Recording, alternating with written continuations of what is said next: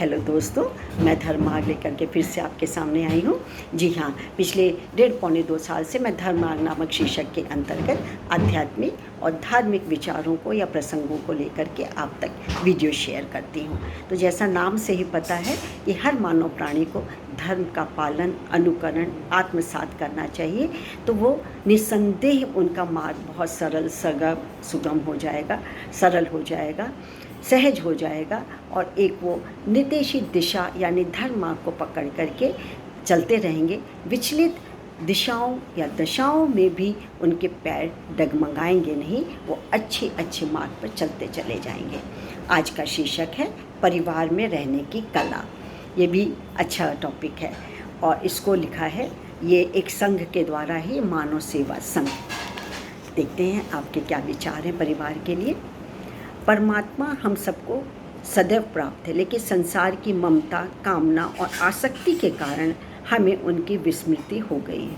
इसलिए हमें नित्य प्राप्त परमात्मा की प्राप्ति के अलौकिक आनंद की अनुभूति नहीं हो रही है। हमारा मोह सारे संसार में नहीं है। हमारा मोह केवल मिले हुए शरीर, संबंधी और सामान में है। यही छोटा सा परिवार हमारा संसार है। यदि हम परिवार में प्रेमी बनकर रहें, मोही बनकर नहीं, तो हमें प्रभु प्राप्ति के दिव्य, चिन्मय, अलौकिक आनंद की अनुभूति हो जाए। परिवार परमात्मा से मिलने का ट्रेनिंग स्कूल है। जो व्यक्ति परिवार में ठीक से रह लेता है वह प्रभु से मिल लेता है। कितनी सुंदर बात है ये। वास्तव में यदि हमें परिवार, समाज और संसार में रहना आ जाए तो मानव मात्र में बल्कि प्राणी मात्र में हमें प्रभु के दर्शन होंगे। शारीरिक रोग और मृत्यु का भय हमें सताएगा नहीं। हम सुख दुख, जन्म मरण, लाभ हानि, मान अपमान, राग द्वेष के बंधन से मुक्त होंगे। परिवार और समाज में सभी प्रकार के संघर्षों का अंत होगा। परस्पर सेवा, त्याग और प्रेम की भावना फलेगी फूलेगी। हमारा जीवन शांति, स्वाधीनता और प्रियता से ओतप्रोत हो जाएगा। जब तक हमारे जीवन में अनुकूल परिस्थितियां रहती हैं, हम शांत एवं प्रसन्न रहते हैं।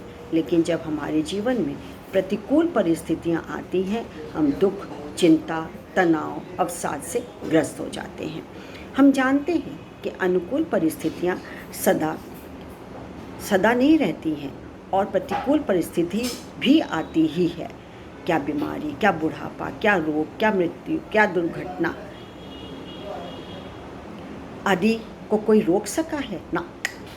हमें अपना दुख सहन करने की अनंत सामर्थ्य है और हम सब इसमें पूर्ण स्वाधीन भी हैं। दुख निवृत्ति के लिए हमें अपना परिवार छोड़कर कहीं जाने की आवश्यकता ही नहीं है, न ही कुछ विशेष कार्य करने की ज़रूरत है।